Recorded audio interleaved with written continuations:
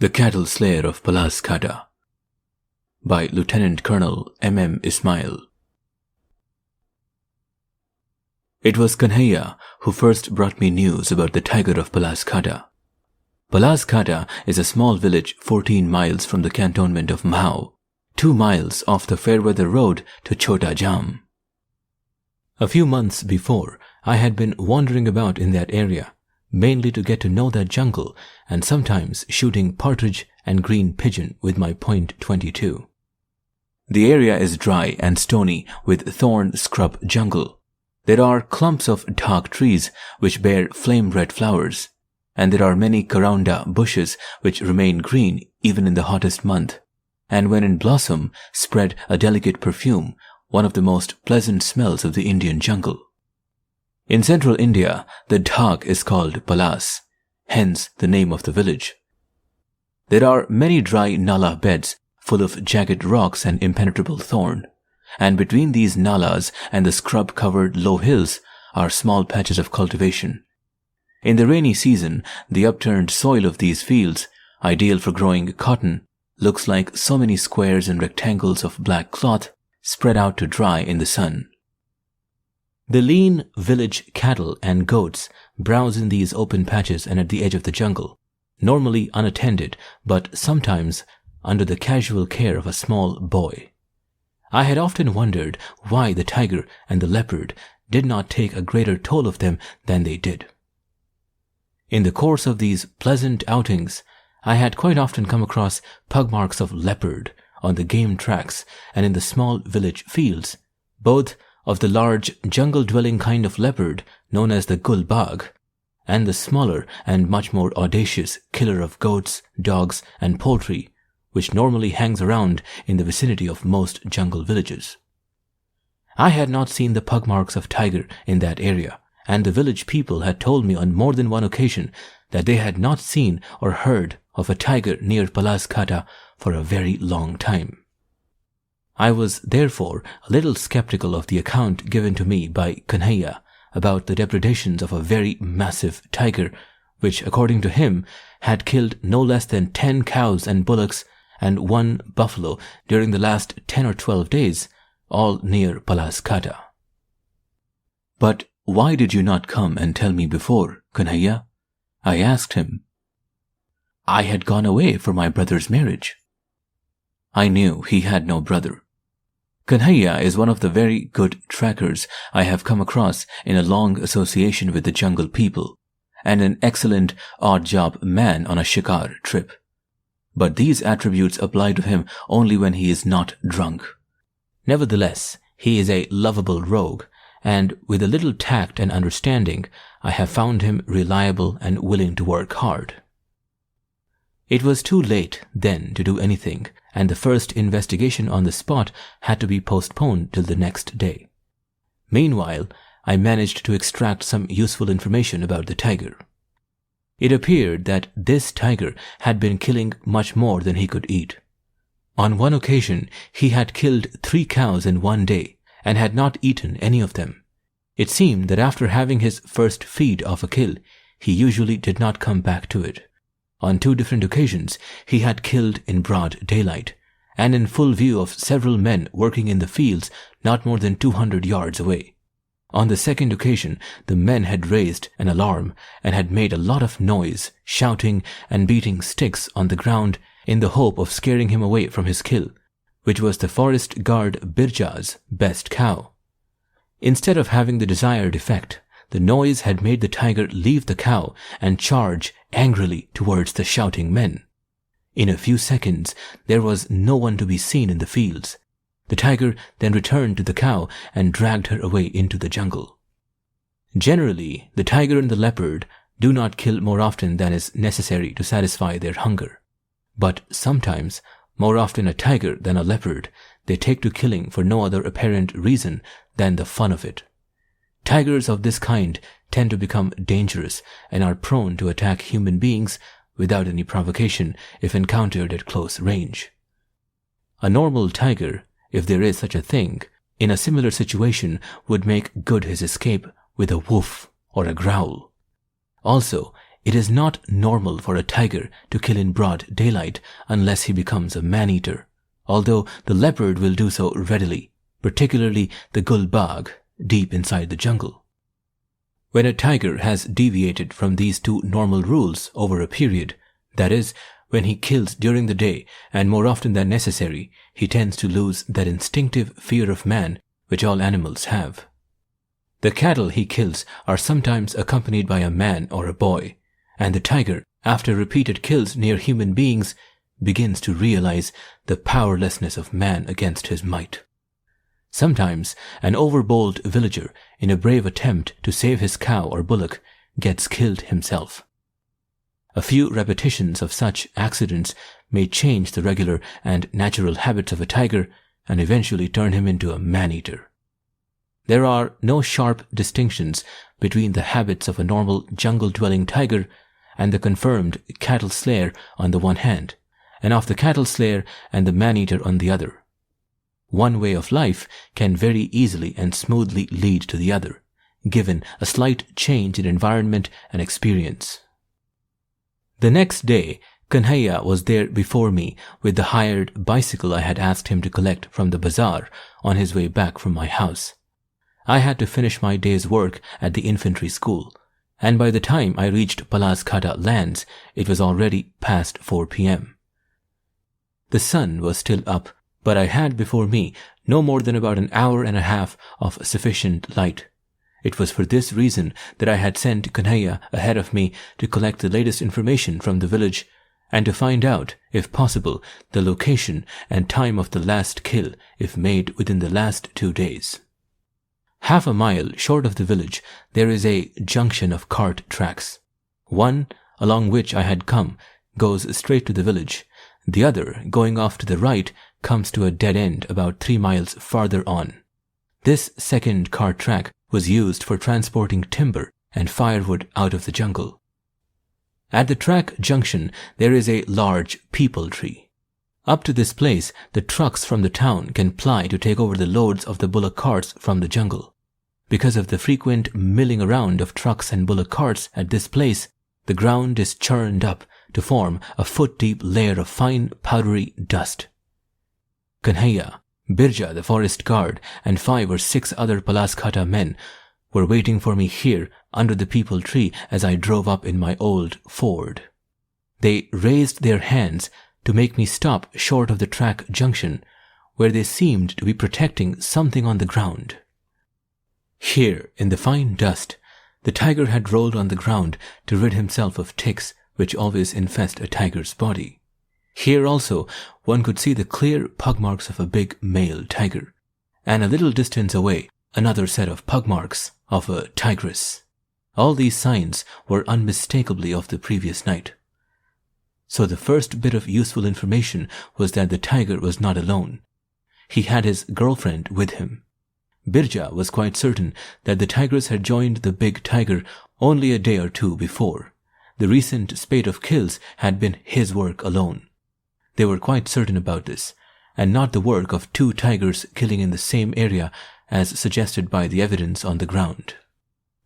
From the village, they had heard the tiger and the tigress calling each other in the nala to the east of the cultivated fields. In fear, they had not sent their good cattle out for grazing, and the women folk, too, had been afraid to go to the jungle to collect their daily load of firewood.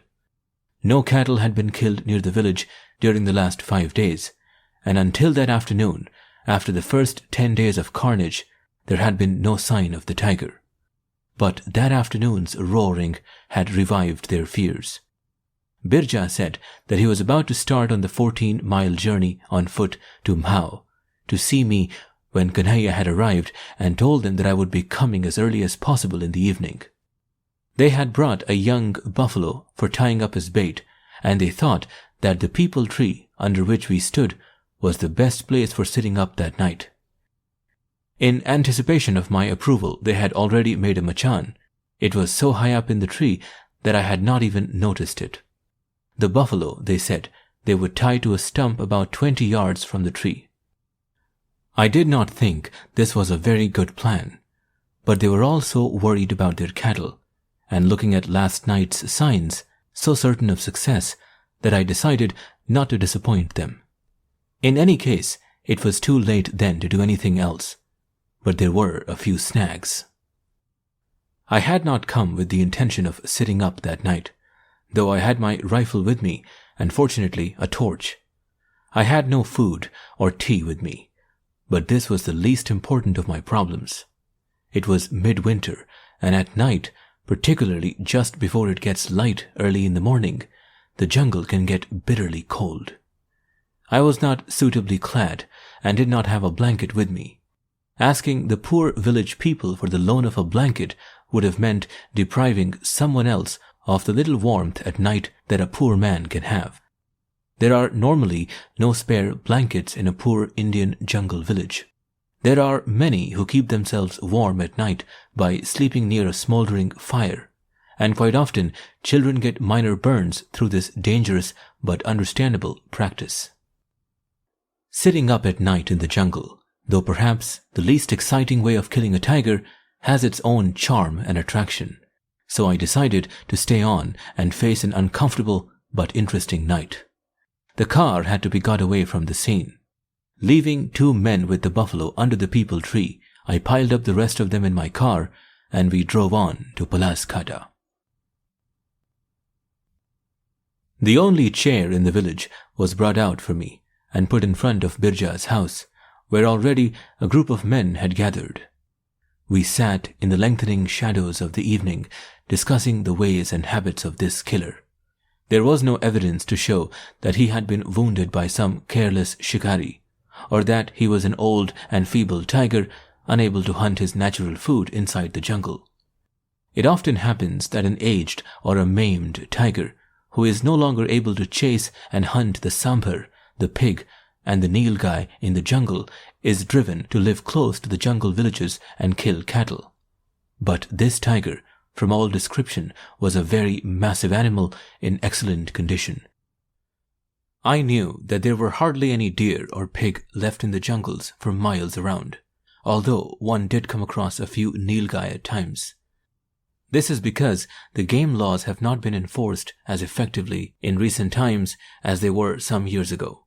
To make matters worse, many villagers have been issued gun licenses to protect their crops against the alleged and much exaggerated depredation by wild animals, which is not a fraction of the destruction of crops caused by stray cattle. There are also shikaris living in towns near the jungle whose main source of income is from selling venison in bazaars. They go out in taxis or in their own cars at night and kill anything that they see standing, dazzled by the headlights and spotlights of the car. Since the war, the jeep has added greatly to the menace of this kind of sport because it can follow rough tracks farther into the jungle. Unfortunately, the forest guards and sometimes also the rangers and beat officers very often aid and even take part in this despicable kind of killing. The nilgai enjoys a certain protection due to its name, gai meaning cow, though in fact it is an antelope. Close to towns and in jungles easily reached by roads and cart tracks, the tiger and the leopard have been deprived of their natural diet, and not knowing the virtues of vegetarianism, they are compelled to trespass on the rights and property of man, as man has trespassed on theirs. As we sat talking, I was given some tea and something to eat. The unfailing kindness and hospitality of our village folk, even when they have hardly enough to eat themselves, is well known to all who have not spent their entire lives in the oppressive and mercenary atmosphere of Indian towns. I asked for a large lota, or a vessel, to be filled with tea for my night's vigil. There is nothing like tea, even cold tea, to help one keep awake if one wants to do so for the whole night. The inevitable half-naked and cheerful children had gathered around us. Were we not discussing a tiger and the plans to kill it? Where is the young boy whose mouth does not open and whose eyes don't pop out at such conversation? A youngster of about 15 was standing close by. He cleared his throat and with a visible effort said to me, "Can I come and sit with you at night? I will not make any noise." "Do you cough?" No, I have never smoked. Kanhaiya, who always coughs badly at night, did not approve of the boy sitting with me. This young boy will cough and move the whole night and will spoil everything, he said. I said that I would try him out. The way the boy was looking at me, I did not have the heart to refuse. In great excitement, he ran off to fetch his blanket and to get something to eat at night. They told me his name was Balu, and that the tiger had killed one of the only pair of bullocks his family owned. It was beginning to get dark now. We were getting ready to go when Birja brought me a blanket from his house. It will get very cold and you will need it at night, he said. I don't mind the cold very much. It will help me keep awake and to see that the buffalo is not killed. Also, I would not like to deprive you of your blanket, Birja. You will need it, he insisted. It will get very cold at night out there. Doesn't matter about the buffalo. The tiger has killed many of our good cattle and will kill many more if you don't kill him. This blanket has not been used since my younger daughter died last year. I accepted the blanket gratefully and handed it to Kanhaiya, who was carrying my rifle and the torch. Balu picked up the lota of tea and we set off for the peepal tree. On reaching the track junction, both Kanhaiya and I noticed the same flaw in our plan. The buffalo was tied to the stump, which was pointed out to me before. It was too close to a strip of scrub. The tiger could easily reach the buffalo without being seen and kill it before I could get a chance to shoot. 15 or 20 yards away, out in an open space and away from the cart track, there was another place where the buffalo could be tied, with a clearance of about 10 yards all around. A thin line of scrub screened the place from the road. This was soon cleared. The cut-down bushes were removed from the site and the place tidied up and made to look as undisturbed as possible. The buffalo was tied with a long rope so that he could move about a bit and sit down in comfort. It was almost dark now. I knew the moon, which was already there, would remain in the sky for most of the night. There would be sufficient light to see any movement of a large animal in the open. Balu and I climbed up to the high machan. After a good check-up on all details, I told Kanhaiya and the rest of them to go back to the village and not to come near the track junction until I or Balu personally came down to fetch them in the morning. It happens sometimes that a tiger or a leopard is wounded at night, and unsuspecting village folk come back to the place very early in the morning to fetch you. They run a grave risk of being mauled or killed. A rifle shot at night may or may not be heard in a village some distance away, and if heard, an animal believed to have been killed by that shot may only be wounded. They all left, and in a while the sound of their talking faded away in the distance. I made myself comfortable by resting my back against a thick branch behind me and lit my pipe. There is no harm in smoking, provided the light is not seen. I normally have a smoke before settling down for the night, but do not light my pipe again if it goes out. There is no danger in this of being smelt out by a tiger or a leopard. Their sense of smell is extremely poor. A cigarette glows and is therefore more likely to be seen at night than a pipe. Balu sat cross-legged beside me. I asked him to eat what he had brought with him, to avoid noise and movement later on. We talked in whispers for a while, and then settled down for a night's vigil in silence. To be out in the jungle at night is a fascinating experience in itself. When all the birds of the day are asleep in their roosts, and when the stars and the moon have replaced the sun, a strange peace and calm descends. Very seldom is there complete silence at night. There is the almost constant screech of crickets and cicadas, the unforgettable chukoo, chukoo, chukoo of the night jar, and in the earlier part of the night, the hoot, hoot of the mohawk, a kind of crow pheasant, which is not really a night bird, but could be called a late bird. There is the frightened bark of a kakar, the shrill call of a cheetal doe, or the bell-like honk of a sambar, and many other sounds which warn the jungle folk about the presence of the great cats. Even without these, there is the creaking of trees and the clapping of leaves in the wind. The latter can be quite loud on a peepal or teak tree. But amongst those who have lived much in the jungles, there is a belief that sometimes, for a few minutes, everything gets absolutely quiet, when nothing moves, not a leaf stirs. Animals on the move freeze in their tracks, and even the elephant stops flapping his great ears and swishing his tail. How far this is true, I cannot say, but I have experienced this more than once. The absolute stillness and silence is eerie, and one is afraid even to breathe. At such a moment, there can be no danger for anyone because nothing moves, but the uncanny stillness is oppressive, and one is glad when the familiar and friendly sounds start all over again. I remember on one occasion when I must have been dozing off, this sudden and absolute silence awakened me with a start. My hand went to the rifle beside me, but I could not move for a minute or two. I could hear the beating of my own heart, and then, just as suddenly, everything was normal again.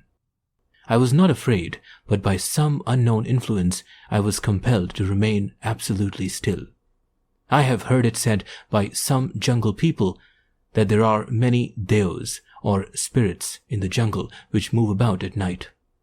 They cannot be seen or heard, but their presence is felt by human beings and animals alike. When they pass by, it is said that they impose absolute silence and stillness on all by their occult powers. We had been sitting for about 2 hours, and I was watching the buffalo. He was nuzzling the small pile of grass near him and periodically shaking his head to rid himself of the small gnats that worry animals at night. Baloo moved his hand very slowly and touched my arm, drawing my attention to something in the middle of the cart track about 40 yards away. Very softly he whispered, "Bog," or tiger. The rifle was already in my lap. Slowly I moved it to a convenient position for quick action, and my left thumb felt the torch switch. My eyes were fixed all the time on the distinct dark patch in the middle of the track. It could not be a shadow, and it was not there a little while ago. For a minute or two it did not move, and then, suddenly, it started coming towards us with a somewhat awkward and jerky movement.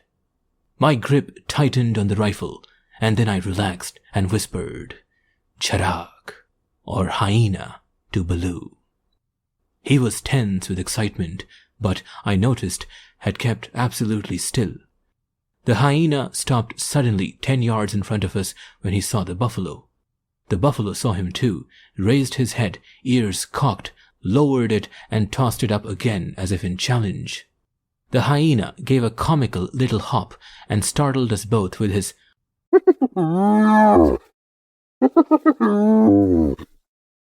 and suddenly, turning about, bolted back into the jungle as fast as he could go. We could hear him for some distance crashing through the undergrowth.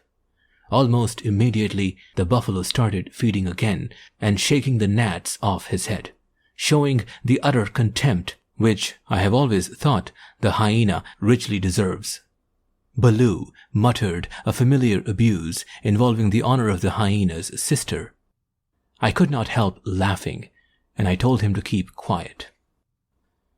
Had we not been waiting for the tiger, I would have killed the hyena.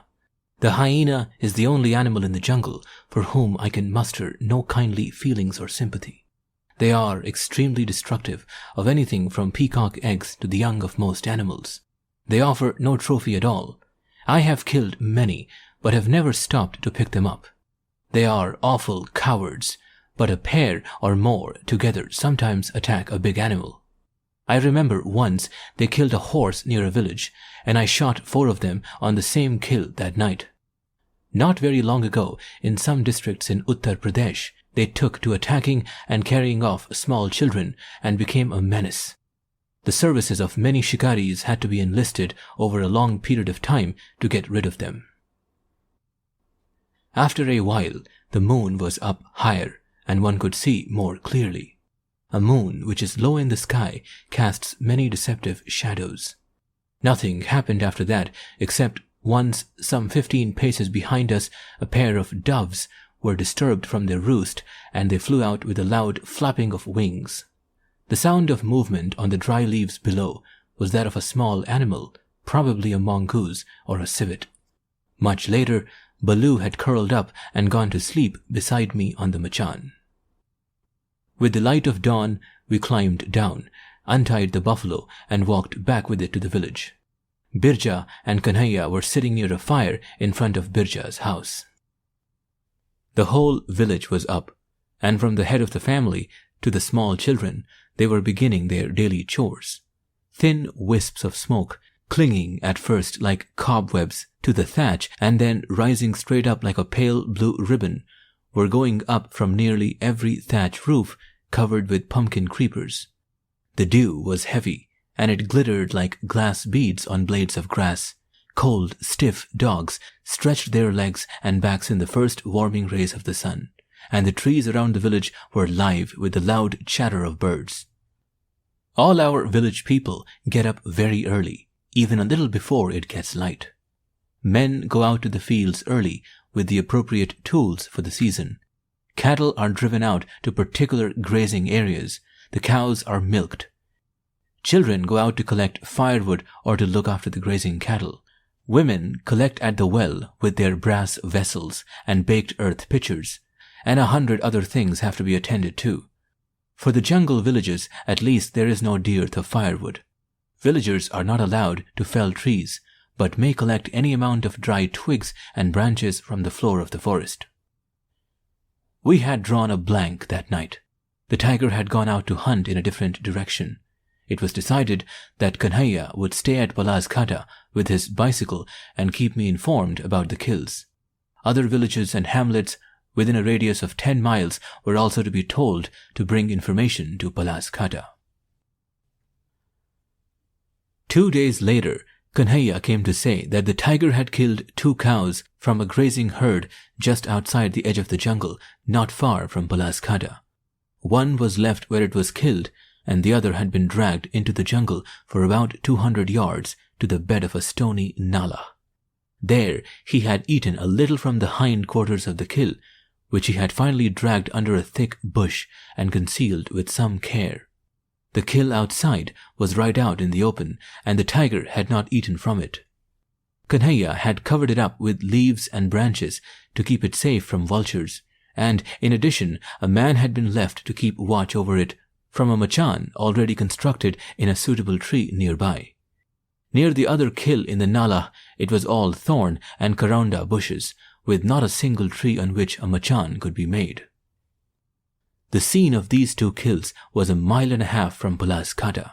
Kanhaiya had been able to find pug marks near both kills.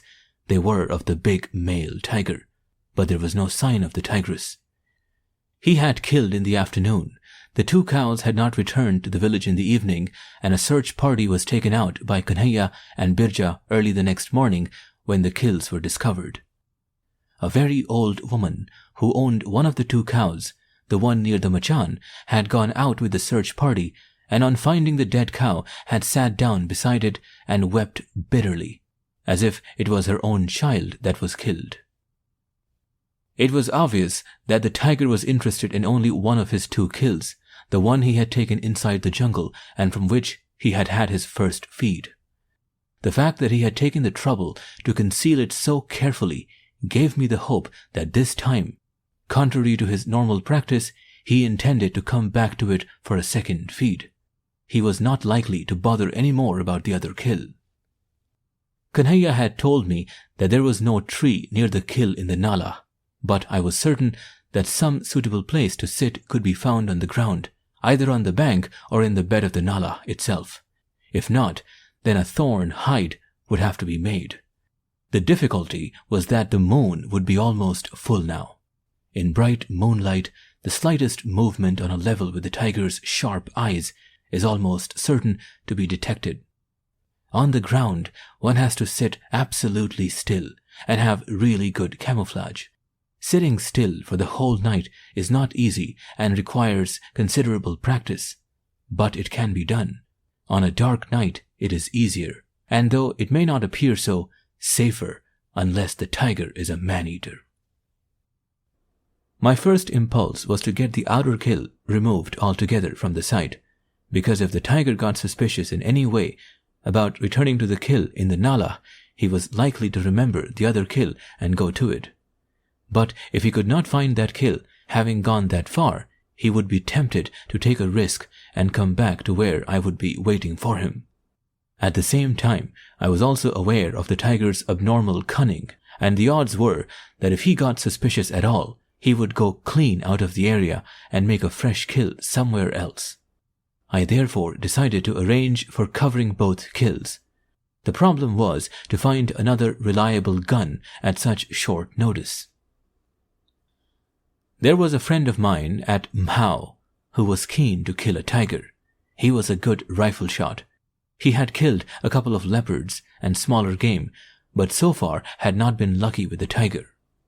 We shall call him B in this story. I managed to find him at his house.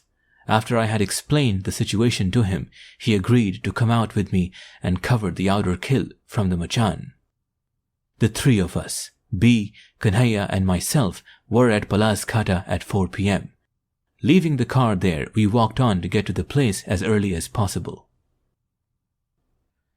There were 2 men on the machan guarding the kill, which was about 30 yards from the tree.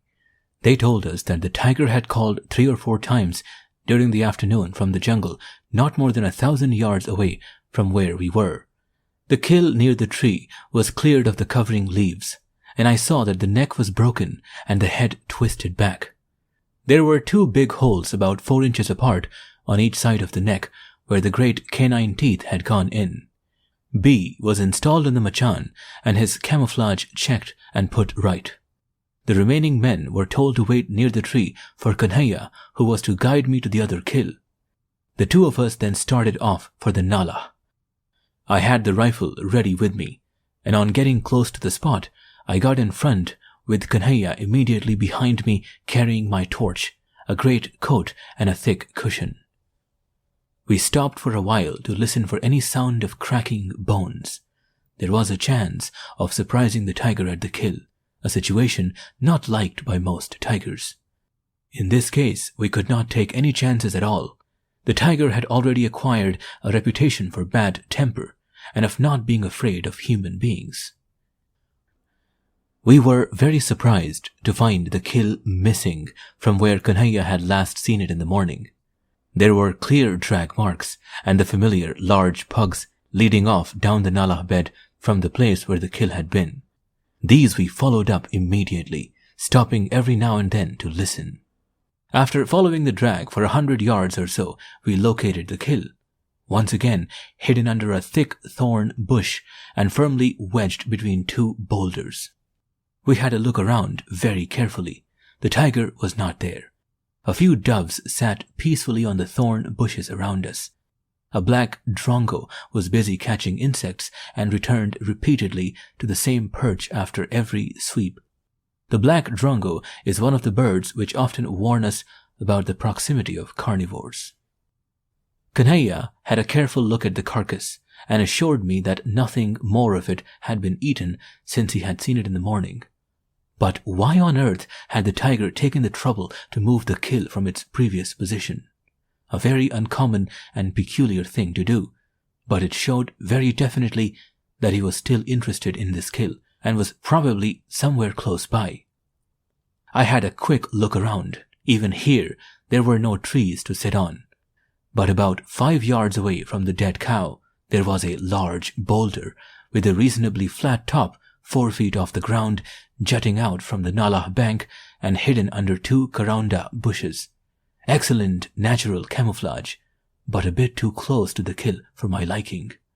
There was nothing else to offer a better place, and so it was not difficult to decide that it was on that rock, under the karaunda bushes, that I would sit for the night. I put on my great coat to avoid unnecessary movement later on, had 1 or 2 twigs and small branches removed to clear the field of fire in front, and settled down in as comfortable a position as I could manage, resting my back against the steep bank behind me. a comforting thought that nothing could come from that direction. The rest of the camouflage required no improvement. In fact, it was perfect. Kanhaiya walked around and had a look at my hide from different likely spots, came back to tell me that it was perfect, but warned me that it was too close to the kill, saying that the tiger was very big and powerful. "Please be very careful. Drop him where he stands or he will give trouble. This tiger is a bhoot, or demon," he said. I agreed with him heartily and sent him off with the usual instructions about not allowing anyone to approach the area in the morning until B or I came to the village to call them. He disappeared like a ghost, and I could see that he was keen to get out of the nala and the surrounding scrub as quickly as possible. 5 minutes later, he came back and whispered that there was some animal moving about in the scrub a little distance away. I asked him to sit down beside me, and we listened. We could hear nothing. The black drongo was still there chasing insects, and the doves still sat peacefully in the fading light of the evening. There was not much time to lose. I told Kanhaiya that I would escort him to the edge of the jungle, and then he could go back to the village, collecting the other men from near the machan. We moved very carefully, listening all the time, but saw or heard nothing on the way to the edge of the forest. There must have been some animal there before, possibly a hyena. There are many in that area. I know that Kanhaiya is not at all nervous in the jungle, and he has extremely sharp ears. A little later, I was back in my place, listening to the shrill and continuous screech of crickets and the drone of blue-bottle flies which had collected on the partly eaten dead cow 5 yards in front of me. I had noticed that most of the ground above the nala bed had only thorn bushes, almost devoid of leaves, and that most of the dense green karanda bushes were in the nala bed itself. There were many doves in the area, and unless they had their roosts in some big trees far away, they were all likely to collect for the night in the thick karanda bushes in the nala bed. A little later, I was glad to see them all flying in and settling as I had expected and hoped. I knew that they would warn me by the loud flapping of their wings if any animal approached along the nala bed at night. The moon was up early, and it was nearly full. Apart from the dark shadows under the bushes, the visibility was excellent. The nightjars started their familiar chuku, chuku, and behind me, 100 yards away, a large owl called intermittently. Everything was peaceful and without incident for about 3 hours. I was beginning to feel sleepy and was trying hard to fight against sleep, when suddenly, from about 500 or 600 yards behind me, came the loud and awe-inspiring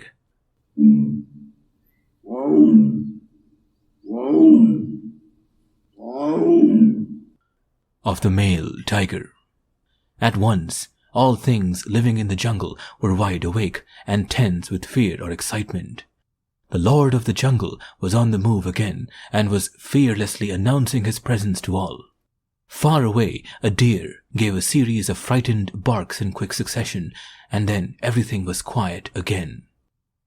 Knowing now that the tiger was 500 yards away from me, I changed my position to ease my cramps and to get into a comfortable position again so that I could sit for another 2 or 3 hours without moving. If he was coming to the kill, he would arrive in another 10 minutes or so. After more or less that interval, I heard a stone dislodged in the nala about 40 or 50 yards to my left. Good. I wanted him to come from that direction. The camouflage was better on that side, and also it would be easier to shoot if he came from the left. A little later, some doves flew out of a karanda bush with a great flutter of wings, a bit closer than the first indication of the dislodged stone. He had probably stopped directly under that karanda bush to make sure that everything was in order. So he was coming, and coming along the nala bed from the left, exactly as I wanted. A few minutes and some more doves flew out, still closer this time. The doves were keeping me informed of his progress almost at every step. Any moment now, I expected to see his great and powerful form in a patch of bright moonlight a few yards from me. I was ready with the torch and rifle, and every minute the tension was mounting. Some minutes passed and nothing happened. And then I heard some more doves flying out, but this time to my right, about 30 or 40 yards away. It was getting a bit complicated now. There was some animal on my right also. Was it the tigress? I did not relish the prospect of having 2 tigers on the kill 5 yards from me and on the same level. The animal on the right had come a bit closer now, the doves being useful again. But there was no sign of any movement from the left. On my right now, I could hear an animal breathing not more than 5 or 6 paces away. And then a large hyena appeared from behind a boulder. Cautiously, he approached the kill, very nervous and quite aware of his own guilt. He looked in my direction for a few seconds and then carried on towards the kill. I swore under my breath, but in a way I was glad. The hyena would certainly not keep the tiger away from the kill, and watching his behavior, I would know about the tiger's approach. And secondly, the hyena's presence at the kill would help to allay a cunning tiger's suspicions about any source of danger near the kill. When the hyena's back was turned towards me, very slowly I lowered the rifle to my lap, and the tension relaxed. What had become of the animal on my left? Somehow I was certain that that was the tiger, but where had he gone? Was he still there? I did not think that he had seen me. There was no possibility of his having smelt me. The tiger's sense of smell is notoriously bad, and yet he seemed to have faded away like a ghost. The hyena's feast was an amusing and a disgusting thing to watch. He was in a great hurry, and every now and then he would suddenly bolt in the direction he had come from, and then come back again to his ghastly meal. He had torn open the cow's belly and was eating the entrails and the other juicier morsels like the liver, the lungs, and the heart. I did not hear him crunch a single bone. Once or twice he made a determined effort to pull the carcass out, but it was too securely wedged in between 2 rocks, and also it was a big, full-grown cow. After about half an hour's of noisy guzzling, he suddenly bolted away to the right and did not come back. I took that as a signal and got ready again, but nothing happened. The rest of the night was free of any other incident or excitement. I was puzzled and disappointed. I had a strong feeling that the tiger had come very close to me, but had left the kill alone. I was also certain that he had not seen or heard me. As soon as it was light in the morning, I got out of my hide and walked up the nala to the left. About 50 yards away from where I was sitting, I came across his clear pugs, where he had descended into the nala bed and dislodged the stone. He had turned towards the kill and walked for about 20 yards, and then suddenly turned and climbed the other bank and gone off towards the edge of the jungle. The place where he had apparently changed his mind and climbed up the bank was about 30 yards from where I was sitting, and it was impossible for him to have seen me from there. I searched the nala on both sides of my hide for about 100 yards in each direction. There were no other tiger pugs, and the hyena had gone along the nala bed. Coming back to the kill, I picked up my torch and the cushion and set off towards the machan. I saw B on the machan, but the dead cow had disappeared from the edge of the jungle. On making enquiries, it seemed that sometime about midnight, B had been dozing, and suddenly he realized that the carcass of the cow had disappeared.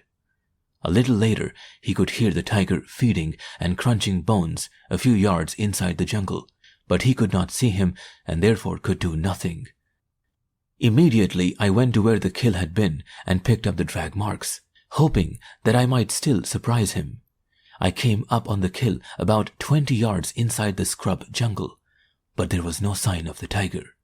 At one place, his pug marks were quite clear, and there was no doubt that they were of the same big tiger. He had had an enormous meal during the night, leaving practically nothing except the head, neck, and part of the shoulders and front legs. This too had been a full-grown cow. It was now quite clear that he had first approached the kill in the nala, and then for some quite inexplicable reason had changed his mind and gone to the other kill. The only reason that I can think of for this strange behavior is that early the previous morning, when Kanhaiya had gone to inspect the kills with the other village people, he must have been somewhere close by in the nala, and so he got suspicious about the safety of what he had hidden there. That may also account for his unusual behavior in shifting that kill to another place during the day, a thing that is almost never done by tigers, though not so uncommon for leopards. And so when he had come to the place where I was, in some mysterious manner, his earlier suspicions were rekindled, and he went to the other kill. I regretted then that I had not followed my first impulse to get the outer kill removed. There would have been a chance then of his coming back to the nala. Seeing the hyena at the kill there, he would have come straight on. The only thing to do then was to try a beat. About 200 yards or so behind the nala, where I had been sitting and running almost parallel to it, was another nala. Both these nalas, I knew, met 400 or 500 yards up from where we were in a clump of jamun trees, and from there carried on as one nala to a belt of bigger jungle at the foot of a range of low rocky hills. In between these nalas, there was a stretch of scrub jungle with practically no thick cover. In the nala beds, there were erosion fissures and many thick clumps of karanda bushes.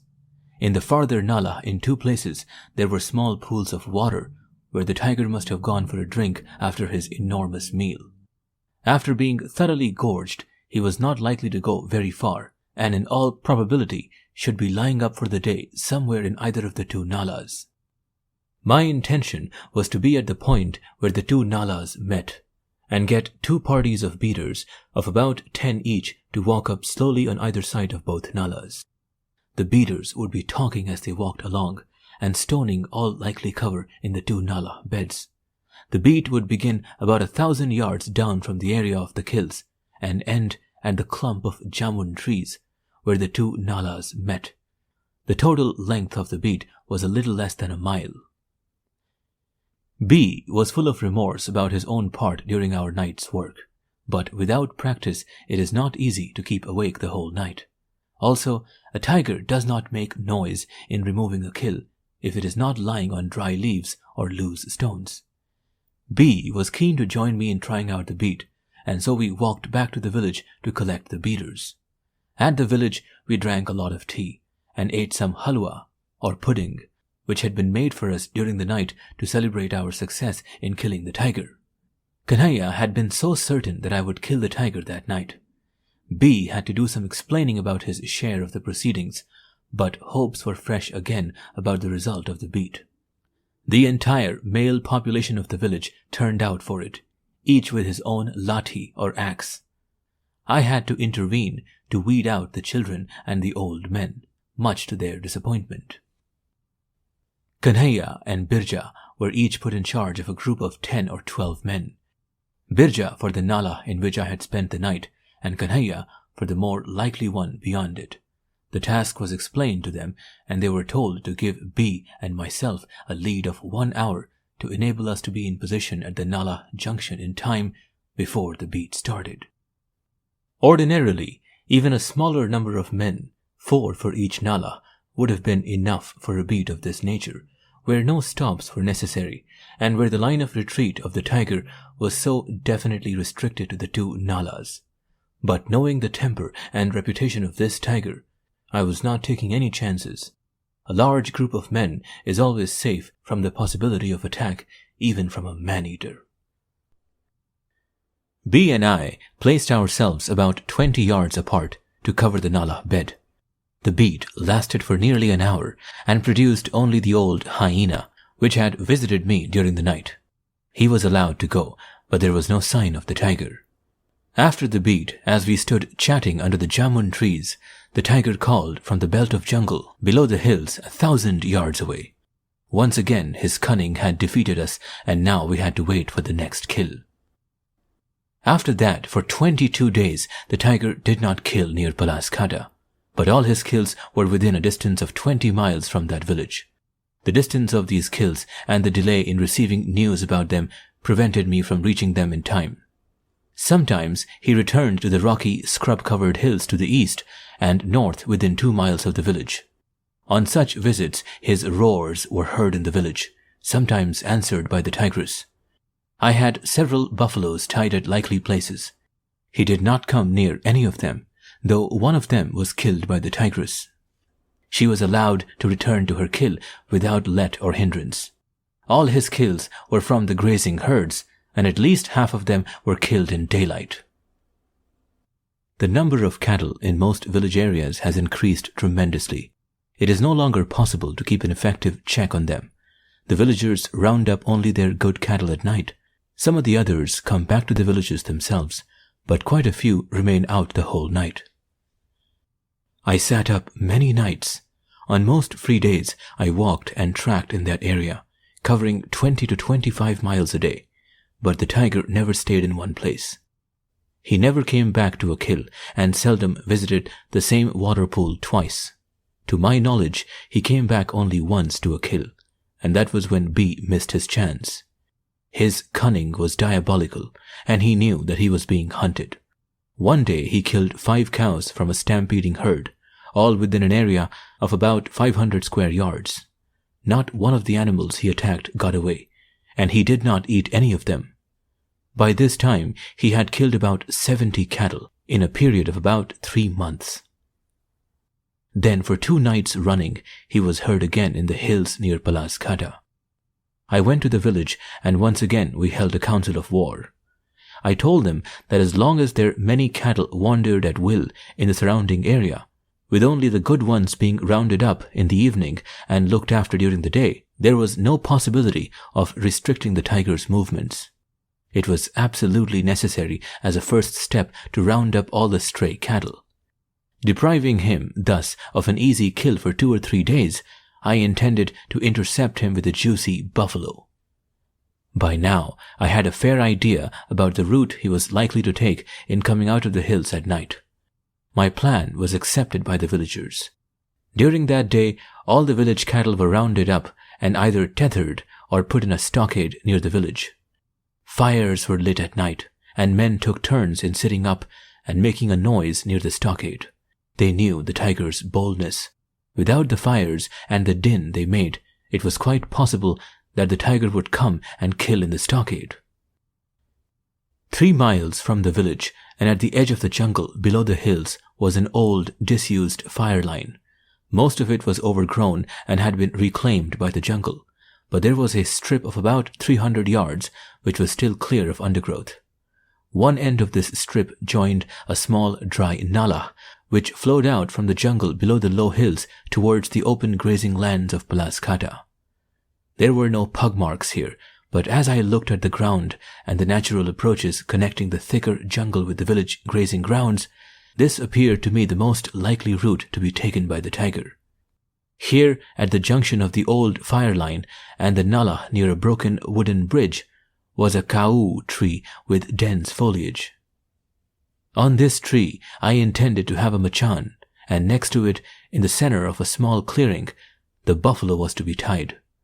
Behind the kau tree was a narrow strip of jungle, no more than 10 yards in depth, running along one side of the fire line. On the other side of this strip of jungle was a wide open space and a few clumps of bushes. It was here that the tiger had killed 5 cows from the same herd about 2 weeks before. The carcasses had been eaten by hyenas, jackals, and vultures, but some of the bigger bones still lay scattered about the place. On the other side of the fire line was a half-mile wide belt of scrub, and beyond that were cultivated fields. On the 3rd evening after the council of war at Palasghata, I occupied the machan in the kau tree about half an hour before sunset. 10 yards in front of me, a young buffalo was tied to a sapling, the rope being tied to his foreleg very close to the hoof so that it trailed on the ground and was not easily visible. For 10 or 15 yards all around the buffalo, the area was cleared of all scrub and tall grass, and dressed up again to look as undisturbed as possible. I was still settling down and making myself comfortable in the machan when the tiger started calling from the jungle about a mile away. From behind the first range of low hills came the answering calls of the tigress. I hoped that she would keep away from him and that he would, just for that night, think of cows and buffaloes and not of tigresses. At 7 p.m., the tiger was behind me in the open space on the other side of the narrow strip of jungle. He was roaring incessantly, but the tigress had ceased to call. I have never heard a tiger make so much noise, particularly when he is hungry and looking for food. Every now and then he passed within 15 yards behind me, but I could not see him because of the trees between us. Once I heard him cracking the dried-up bones of his old kills. I was glad to know that he was very hungry. After a long time, he entered the fire line about 70 or 80 yards from me and saw the buffalo. All noise and roaring ceased at once.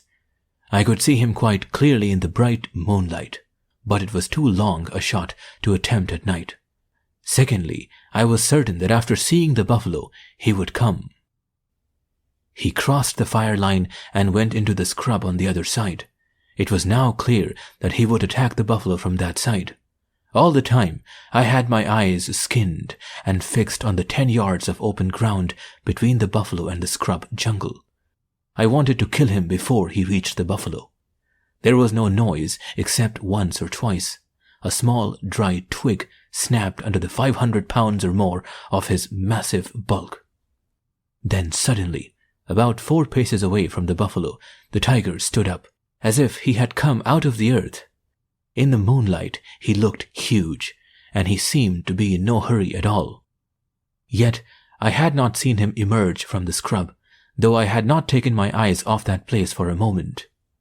With all his bulk, he had made himself virtually invisible in the 9 inches of dry grass and behind the very small bushes which had not been removed.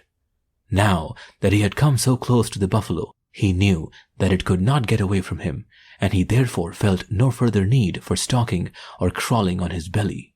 He stood up, and in a completely unhurried manner, he walked up to the buffalo. It has taken a long time to describe this, but it happened in a few seconds. There was a slight delay in switching on the torch. When the light came on, I could see only a huge paw on the buffalo's withers, and just the top of the tiger's massive head on the other side. The rest of his body was concealed behind the buffalo. Fortunately, just then, the buffalo staggered a little and swung round, bringing the tiger towards me. With the report of the rifle, he collapsed at the buffalo's feet. He made no movement and no sound, but lay absolutely still on his side. The heavy 300-grain bullet of the .375 Magnum had severed his spine 8 inches behind the base of the skull, and going through the neck had gone deep into his chest. He felt no pain and died instantaneously in his moment of victory. Then a very amusing thing happened. The buffalo had probably not heard the report of the rifle. At that moment, he was aware of only one thing, that he was being attacked by a tiger and that very soon he was going to die. Precisely then, the tiger had suddenly given up his attack and had gone to sleep at his feet. For a second or two, the buffalo stood stock still, staring at the tiger almost under his nose, and then he backed as far as the rope would allow.